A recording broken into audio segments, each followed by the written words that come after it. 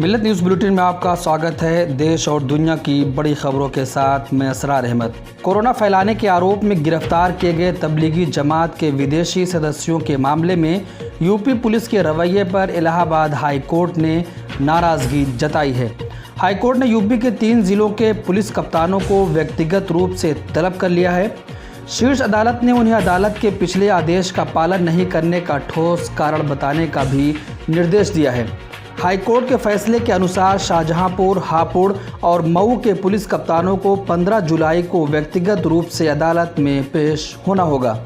गौरतलब है कि पिछले साल मार्च में दिल्ली के मरकज़ निज़ामुद्दीन में एक जलसे के बाद तबलीगी जमात के सदस्यों पर आरोप लगा था कि इन लोगों ने अपने कोरोना संक्रमण की सूचना नहीं दी और देश भर के कई हिस्सों में फैल गए, जिसकी वजह से कोरोना महामारी पूरे देश में फैल गई।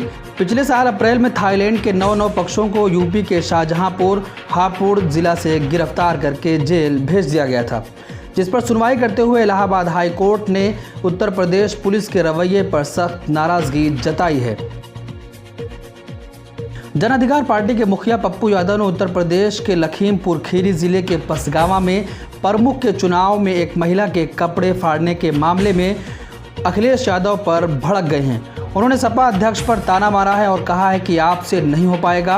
पप्पू यादव ने ट्वीट किया, बाबू अखिलेश यादव जी, आपसे ना हो पाएगा।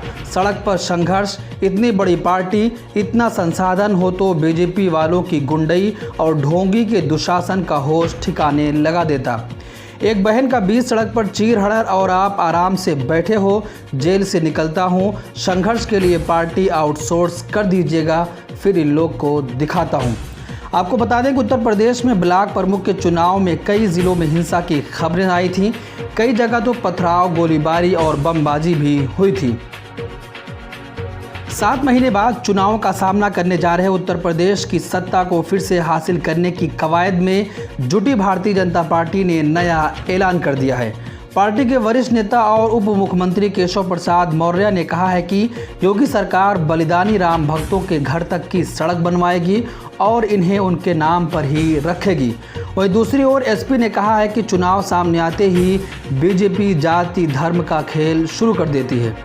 राम मंदिर निर्माण के मुद्दे पर कई चुनाव लड़ और जीत चुकी भारतीय जनता पार्टी ने उत्तर प्रदेश चुनाव से पहले ये भावनात्मक मुद्दा जनता के सामने उछाल दिया है। चिराग पासवान को दिल्ली हाई कोर्ट से बड़ा झटका लगा है। चिराग पासवान की याचिका दिल्ली हाई कोर्ट ने खारिज कर दी है। हाई कोर्ट ने कहा है कि चिराग पासवान की याचिका में कोई आधार ही नहीं है। दिल्ली हाई कोर्ट ने कहा है कि मामला लोकसभा स्पीकर के पास पेंडिंग है, लिहाजा आदेश देने की कोई ज़रूरत ही नहीं मालूम होती।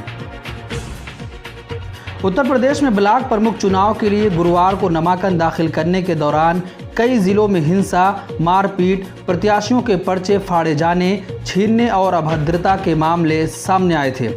कई जगह पुलिस ने बल प्रयोग भी किया। यूपी में प्रमुख विपक्षी दल समाजवादी पार्टी इस हिंसा को लेकर सत्तारूढ़ दल भारतीय जनता पार्टी को दोषी ठहरा रहा है। सपा प्रमुख अखिलेश यादव ने मामले में योगी सरकार पर हमला बोलते हुए कहा कि भाजपा ने पूरे प्रदेश में गुंडों को आज़ादी दे रखी है। उन्होंने कहा कि जो अधिकारी भाजपा कार्यकर्ता की तरह काम कर रहे हैं उन्हें चिन्हित भी किया जा रहा है। अखिलेश यादव ने कहा कि अपने आप को अनुशासित पार्टी होने का दावा करने वाली बीजेपी के गुंडों ने महिला की इज्जत को तार-तार किया है। हमें दुख है कि चुनाव जीतने के लिए भाजपा के लोग इस स्तर पर भी काम कर सकते हैं। जिन्होंने महिला के साथ दुर्व्यवहार किया सब भाजपा के गुंडे हैं। भाजपा ने पहले जिला पंचायत अध्यक्ष और अब ब्लॉक प्रमुख का चुनाव जीतने के लिए पूरे प्रदेश के हर ब्लॉक में नंगा नाच और खुली गुंडागर्दी की है। जर्मन के स्कूलों में इस्लामी शिक्षा पढ़ाने के खिलाफ संवैधानिक न्यायालय में मुकदमा दायर किया गया है। कहा गया है कि लेख को पेश करने के लिए संवैधानिक शर्तों को पूरा नहीं किया गया था। संवैधानिक अदालत के एक प्रवक्ता ने पुष्टि की है कि मामला दायर कर लिया गया है। रिपोर्ट के अनुसार 8 जुलाई को मुकदमा दर्ज कर लिया गया है। अदालत के प्रवक्ता के मुताबिक किसी संसदीय निर्णय के दौरान जिन शर्तों को पूरा किया जाना चाहिए था उसको इस्लामी शिक्षा देते वक्त पूरा नहीं किया गया। मुकदमा दायर होने से ठीक एक दिन पहले म्यूनिख में राज्य संसद ने फैसला किया था कि राज्य के स्कूलों में इस्लामी उलूम को पढ़ाने के लिए एक वैकल्पिक विषय पेश किया जाना चाहिए, जिससे बच्चों को आज़ादी हो कि वो कौन सा विषय पढ़ना चाहते हैं। अमेरिकी सैनिकों के हटने के कदम के बाद अफगानिस्तान में तालिबान का नियंत्रण बढ़ता ही जा रहा है। तालिबान ने शुक्रवार को दावा किया है कि अफगानिस्तान के 85% हिस्से पर उसका नियंत्रण हो चुका है। अमेरिकी राष्ट्रपति जो बाइडेन की ओर से लंबे समय तक अफगानिस्तान में चले युद्ध से अपने सैनिकों को वापस बुलाने के फैसले का बचाव के कुछ घंटों बाद ही तालिबान ने कहा है कि उसके लड़ाकों ने सीमा से लगे शहर इस्लाम किला पर कब्जा कर लिया है। मॉस्को में तालिबान के प्रतिनिधिमंडल ने कहा है कि अफगानिस्तान के 398 में से करीब 250 जिलों पर उसका कब्जा हो चुका है। केरल हाई कोर्ट ने नई आईटी नियमों के पालन को लेकर न्यूज़ चैनलों को राहत दी है। अदालत ने निजी न्यूज़ चैनलों की संस्था न्यूज़ ब्रॉडकास्टर एसोसिएशन यानी एनबीए का पक्ष लेते हुए आदेश दिया है कि फिलहाल नए आईटी नियमों को लागू नहीं करने के लिए कोई कठोर कार्रवाई नहीं की जानी चाहिए। एनबीए ने आईटी नियमों को इस आधार पर हाई कोर्ट में चुनौती दी है कि वे सरकारी अधिकारियों को मीडिया के अधिकार और अभिव्यक्ति की स्वतंत्रता को अनुचित रूप से प्रतिबंधित करने के लिए अत्यधिक अधिकार देते हैं।